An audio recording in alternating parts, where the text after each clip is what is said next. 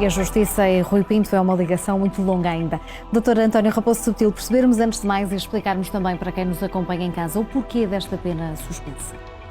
Bom, a pena suspensa resulta de um juízo, de uma avaliação que o próprio Tribunal, em particular naturalmente o juiz, faz dos factos que foram provados, das molduras penais, ou seja, das penas que podem ser atribuídas, aplicadas naquele tipo de crimes, do comportamento do próprio arguido, que não se confunda com ajuda à investigação, no facto de não ser... Isso fica de lado, essa ajuda? Fica de lado. Não se no mistura. facto de ser primário, não tinha cometido ainda crimes à data de que foi, digamos assim, objeto da Constituição como arguido neste processo, e daí resulta, no final, que a pena é suspensa. Também teve em atenção ao que se refere o facto de Rui Pinto ter estado com pulseira eletrónica, e a pulseira eletrónica é, enfim, dado que é privativa da liberdade, é como se estivesse em prisão preventiva, ou seja, é descontado. Se tivesse pena efetiva, imagine,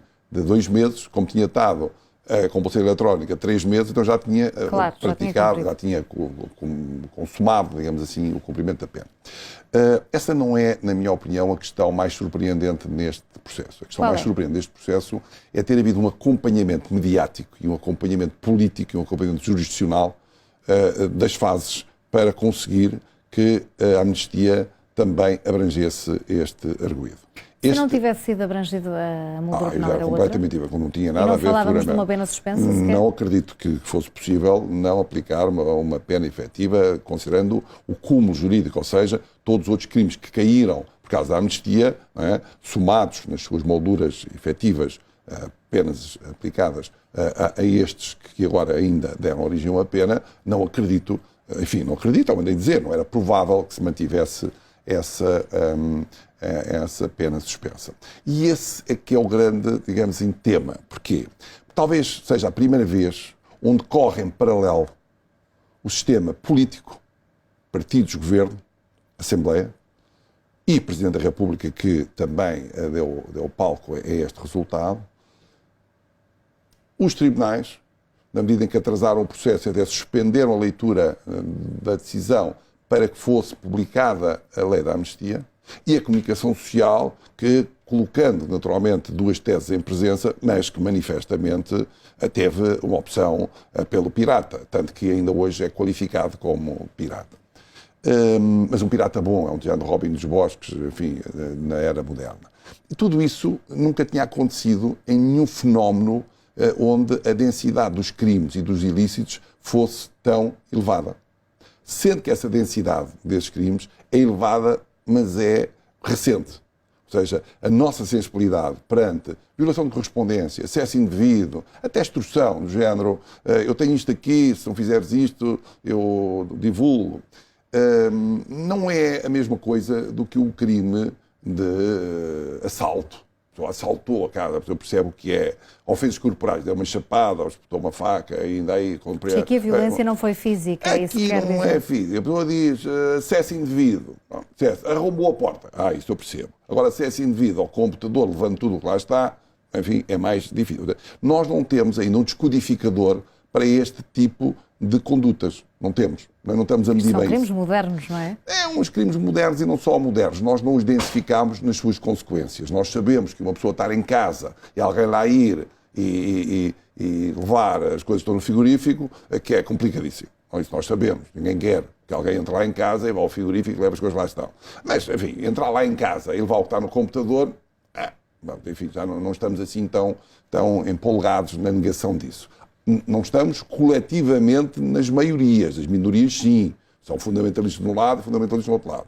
E os tribunais tentam fazer aqui uma paragem. Tentam aqui acomodar aquilo que é um sentimento daqueles que, sendo elites, combatem e dizem que pessoas como esta têm que estar presas a vida inteira, e aqueles que dizem que são os salvadores. Estes dão cabo, enfim, de corrupção. Estes combatem a corrupção. São como se fossem os agentes da justiça como se diz, à paisana, ou seja, não têm o título de judiciária, de polícia, de coisa nenhuma, mas vão sozinhos, enfim, pelas autoestradas desta sociedade, apanhando uns corruptos e apanhando aqueles clubes de futebol esquisitos, os escritórios de advogados que também estavam embrulhados nisto e tal. Esse é um outro processo, não é? Não é bem um outro processo, porque tudo o que foi devassado, algumas coisas já foram trituradas aqui, outras ainda serão noutros processos. Por isso, eu acho que temos aqui um caso que um dia vai merecer um tratamento enciclopédico, no sentido sistematizado, e que nós vamos ficar surpreendidos.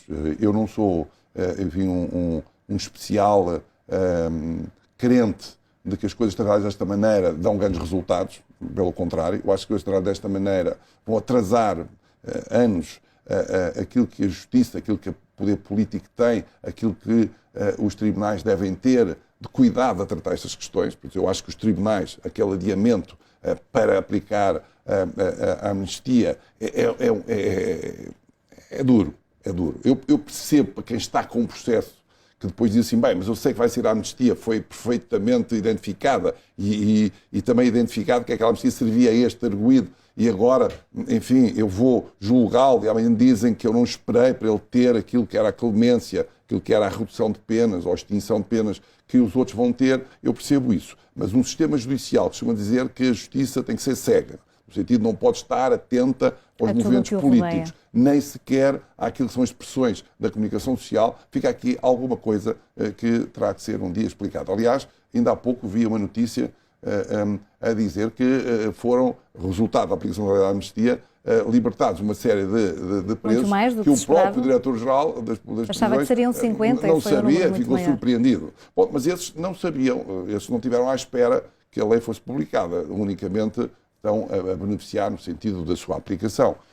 Agora, este arguido esteve à espera e o Tribunal esperou com ele para depois aplicar uma pena que naturalmente foi mais favorável. Há aqui outra questão também, as indemnizações que terá de pagar. Há um limite para o fazer?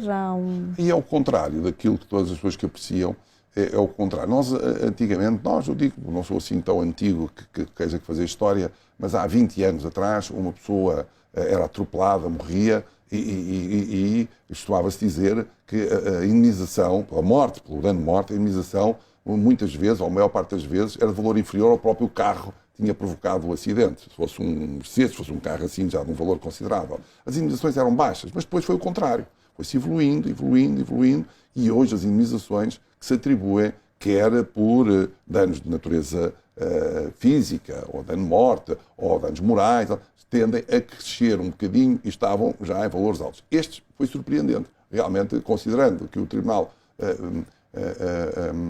reconheceu que havia vítimas, os valores da indemnização, quem é mais, enfim, conhecedor desta evolução, eu próprio, é surpreendente, naturalmente é surpreendente, são valores baixos. Ora, estamos aqui já na nossa reta final, percebermos o que é que falta a ser julgado, esses processos que alguns já foram triturados, como dizia, e o que é que ainda há por julgar? São outros dois distintos? São outros dois distintos, porque foram abertos autonomamente por uma conduta que não está, pelos vistos, enfim, na cadeia das outras violações que foram cometidas, e vai ser julgado. O processo dos e-mails? O processo dos e-mails, seguramente também beneficiando um bocadinho da amnistia. E veja que a amnistia aqui tem a ver com a idade dos 30 anos. Quando a delinquência juvenil, que há pouco falámos, até aos 21. 21. E aqui estamos a falar em 30. Porquê que é 30? Porquê que alguém se lembrou que agora há jovens quando se vem cá? Bom, porque enfim, aqui a jornada da juventude era até aos 30 anos e depois fez esta ligação. Também aí é estranho essa opção legislativa, mas vamos ver até que ponto é que não se aplica também ao processo que está em curso e que já foi noticiado. Há aqui outra questão, a questão internacional e da justiça internacional, poder também chamar Rui Pinto aos tribunais. Pode mesmo vir a acontecer? Pode, porque se o cometimento dos factos tivesse sido em países onde ele tinha residência e onde estava, enfim, cabe a essa jurisdição tomar conta dessa factualidade. Parece, ao que também tem sido noticiado, que não existirão processos abertos para o fim de natureza criminal. É o que dizem, mas não sabemos se pode acontecer. Até porque está epigrafado como pirata e nós sabemos que os piratas não têm porto de abrigo, não é? Andam por aí. Pode muito bem acontecer que amanhã surja uma outra... Já assim era quando eram piratas no mar, não é? Já eram piratas no mar, já não tinham uma parte... não tinham porto de abrigo. Por isso, pode bem acontecer que agora se venha dizer e também estes e-mails ou aquela violação de correspondência, pode acontecer e pode surgir outro facto dessa natureza. Não sei se vai surgir ou não.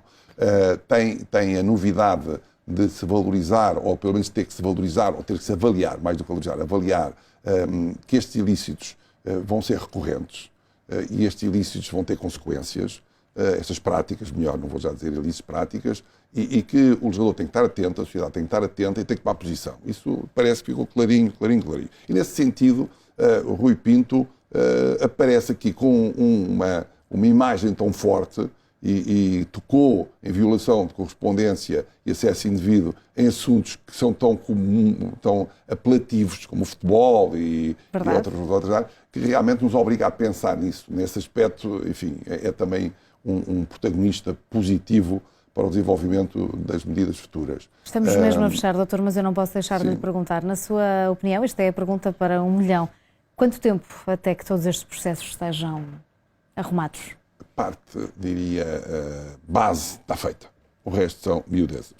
Isto já resolveu o problema que andou na comunicação social nos últimos anos. Está tratado. O resto não tem grande influência.